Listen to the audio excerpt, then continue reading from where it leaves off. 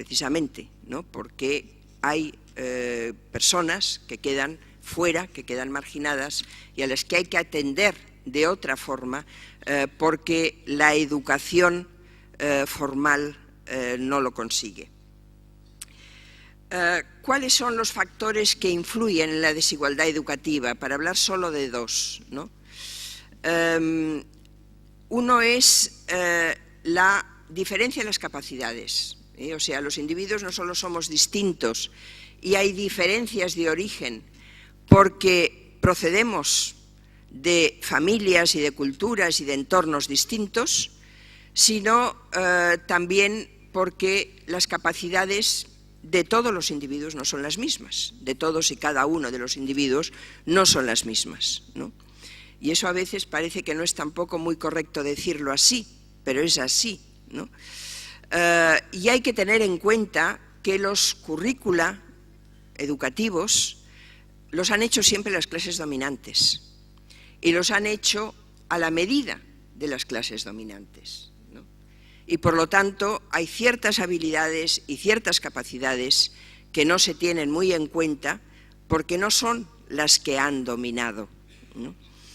La cuestión de las capacidades es muy difícil de dilucidar y de ver cómo se pueden corregir, ¿no? Hay capacidades que de alguna forma están ya en los genes, ¿no? No todo, es decir, la genética condiciona hasta cierto punto, pero alguna cosa condiciona. Pero sobre todo es el entorno social el que hace que ciertas capacidades se puedan desarrollar más o menos, ¿no? Y ese es el segundo elemento, ¿no?, que contribuye a incidir en las desigualdades. Uno es la diferencia de capacidades, pero otro también es la diferencia en el entorno social de las personas, entorno social, entorno económico, entorno cultural, ¿no? La familia, por ejemplo, ¿sí? La familia es fundamental. Luego hablaré un poco más de ello, pero es fundamental como agente de educación. No solo pienso en familias desestructuradas, que en fin hoy son tantas, ¿no?, que casi es más normal una familia desestructurada que una familia estructurada, ¿no? Pero sí familias donde hay personas en el paro, la pobreza, todo eso en la edad de la educación de los hijos afecta mucho a la igualdad de oportunidades y a que la igualdad de oportunidades lo sea efectivamente, ¿no? Las mismas diferencias étnicas, ¿no?, que hacen que el individuo se sienta como un extraño, que sienta que no está en su casa y que por lo tanto también es un elemento de desigualdad que no ayuda a aprovechar las oportunidades, ¿no? Yo siempre pongo un ejemplo que, en fin, que es muy personal, pero que me parece que es muy claro. Mis hijos siempre fueron a la escuela pública.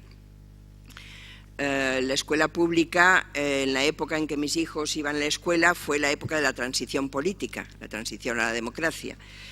Y fue el momento, además, en que muchos nos sentimos muy obligados con respecto a la escuela pública, a potenciarla, a conseguir tener una escuela pública para todos y una escuela pública de calidad, ¿no? Entonces era una escuela pública bastante mezclada, cosa que pienso que se ha ido perdiendo, que se ha vuelto a la doble vía. En aquel momento se procuró que no fuera así, ¿no?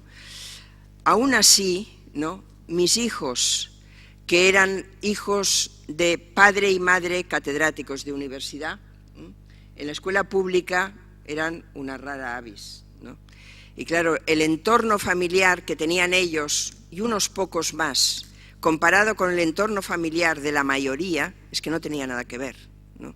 Entonces, claro, ese soporte que puede proporcionar una casa llena de libros, donde el periódico es habitual, donde los padres pueden ayudar porque tienen cultura para hacerlo, comparado con un entorno familiar que no tiene nada de eso ni puede proporcionarlo, es una diferencia que muy difícilmente puede suplir la educación escolar.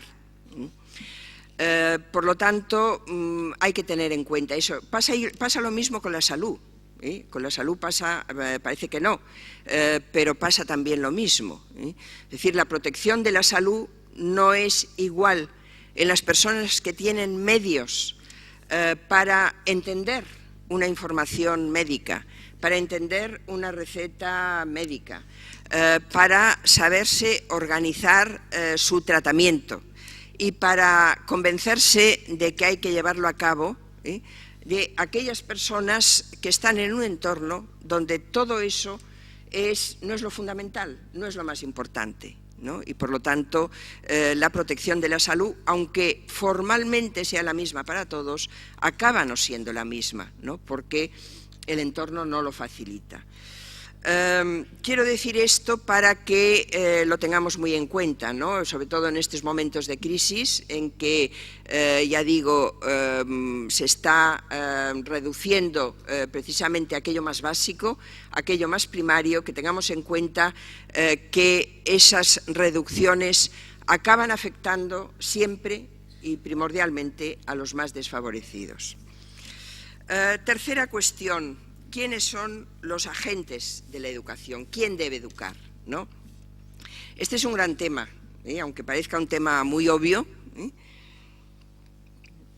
Es un gran tema porque hoy yo creo, y es el tema que yo desarrollé en el libro Creer en la educación, creo que estamos muy desconcertados con respecto a lo que es educar y cómo hay que educar y en qué hay que educar.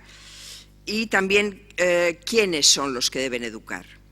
Como he dicho antes, el primer agente socializador es la familia, ¿no? Y eso no hay que quitárselo de la cabeza. Es decir, muchas veces cuando hay un problema en la sociedad, todo el mundo mira a la escuela. Y yo lo he dicho muchas veces, tenemos un problema y queremos convertir el problema en una asignatura más. Es decir, hay un problema de educación vial y hay que poner una asignatura de educación vial. Hay un problema con la televisión y hay que poner una asignatura para enseñar a ver la televisión. Hay problemas de obesidad y hay que poner una asignatura que eduque para la salud, ¿no? No es la escuela el primer agente educativo, ni son los educadores más profesionales los primeros. La primera es la familia, ¿no? Y como he dicho antes, las familias son sobre todo aquellas familias que tienen menos medios, ¿no? Las que pueden colaborar menos en la tarea de la educación, aunque no siempre y no solo son esas familias las que contribuyen poco a la educación. La familia quizá es el agente social que más se ha inhibido de la educación en nuestro tiempo, que más, por muchas razones, ¿no? Entre otras, pues que las mujeres que siempre han estado más en casa y que siempre estaban más en casa y se ocupaban del cuidado de los hijos, de los ancianos, de los enfermos, ahora afortunadamente ya no es así, tienen acceso al mundo laboral y los hijos están más solos, más desprotegidos y más a su aire. Pero también hay una inhibición y a veces una falta de complicidad de la familia con respecto a lo que es la educación escolar, a la educación más formal, una falta de connivencia, ¿no? Hay una anécdota del Juan de Mairena, ¿no? Ese libro de Machado. Juan de Mairena es un profesor de filosofía que cuenta anécdotas de su trato con los alumnos y con el ambiente escolar, y cuenta que en un momento determinado un padre le increpa de mala manera porque ha suspendido a su hijo, y le dice, ¿le basta con ver al alumno para suspenderle? Y Mairena, muy digno, le contesta, me basta con ver a su padre. Entonces, a veces es realmente esto, ¿no? Es decir, los padres no ayudan, ¿no? No ayudan en absoluto a que la educación sea lo que debe ser. Por eso la familia es el primer agente educador, pero luego están los educadores profesionales, están los educadores, los maestros, los profesores, y, por supuesto, los educadores sociales, que tienen el nombre propiamente que debería tener la educación. Toda educación debería ser educación social, ¿no? Si la educación es lo que he dicho antes, que es formar a la persona en la autonomía y los valores cívicos, eso es educación social. También la escuela, de alguna forma, se ha inhibido de esa educación, porque cada profesor va a lo suyo, ¿no? Cada profesor es profesor de matemáticas, de lengua, de filosofía, de física, de gimnasia, ¿no? Y parece que lo que es la formación de la persona es algo que corresponde a alguien, pero no se sabe a quién. En cambio, tengo la impresión que la educación social eso lo tiene muy claro, ¿no? Educar es educar, y es formar a la persona. Pero, aparte de esto, educar es una responsabilidad compartida, ¿no? Y el no aceptar que es una responsabilidad compartida es uno de los grandes problemas que hoy tiene la educación. La educación de los educadores profesionales e incluso de la familia, ¿no? Que el resto de la sociedad no comparta esa responsabilidad con respecto a la educación.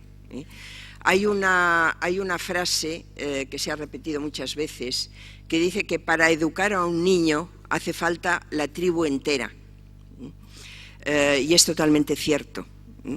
No se puede educar a la infancia si todos los agentes sociales no colaboran en esa educación. Y hoy no están colaborando todos los agentes sociales, ¿no? No están colaborando porque el ethos dominante, ethos es la manera de ser, ¿no? El ambiente dominante no es el de los valores cívicos, sino el de los valores económicos, precisamente. El individualismo, el hedonismo, el consumismo, la rentabilidad inmediata, el éxito rápido, el enriquecerse a cualquier precio, es decir, esos son los valores que dominan en la sociedad, ¿no?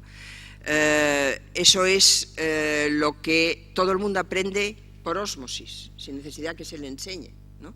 Porque es lo que está en todas partes, ¿no? Eso es lo que se transmite. Y por otra parte, hay un gran desconcierto con respecto a cuáles deben ser los valores dominantes, ¿no? Hay una confusión, ¿no? De pensar, en otras épocas ha habido unos referentes más claros, ¿no? Ha habido unas,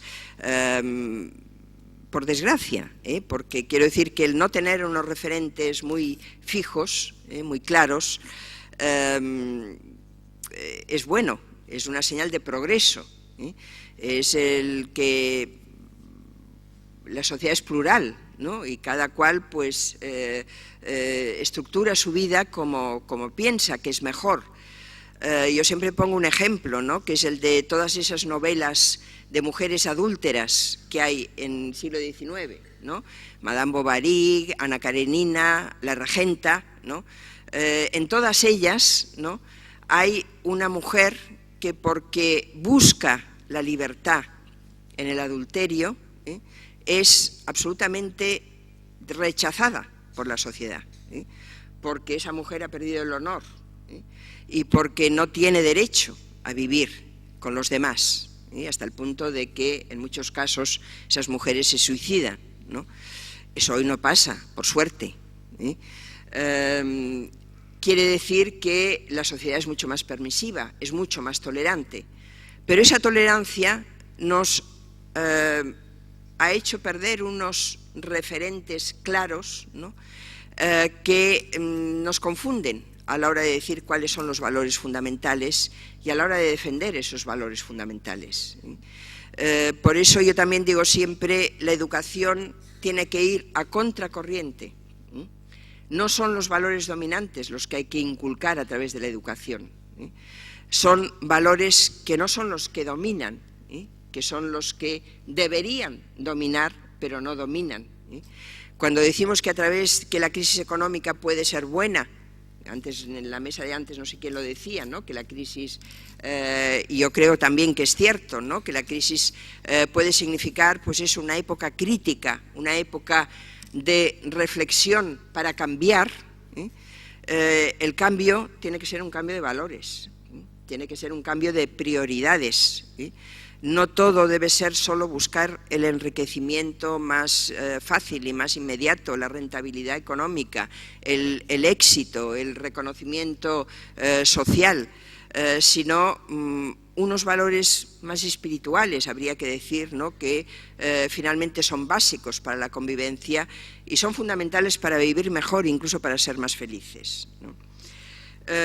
Todo eso no se produce hoy en la sociedad porque nadie da ejemplo, porque nadie muestra esos valores, ¿no? Yo pienso que cuando una persona alcanza la edad adulta, ¿no? Y se convierte en un profesional, en una persona que está que tiene una cierta responsabilidad, esa persona, lo quiera o no lo quiera, se lo proponga o no se lo proponga, está educando a los más jóvenes, ¿no? Está sirviendo de referencia para los demás, ¿no? Sea o no sea educador o educadora, es igual, es una persona que sirve de ejemplo, que sirve de imagen, que sirve de modelo y por lo tanto está haciendo una función, está ejerciendo una función educativa.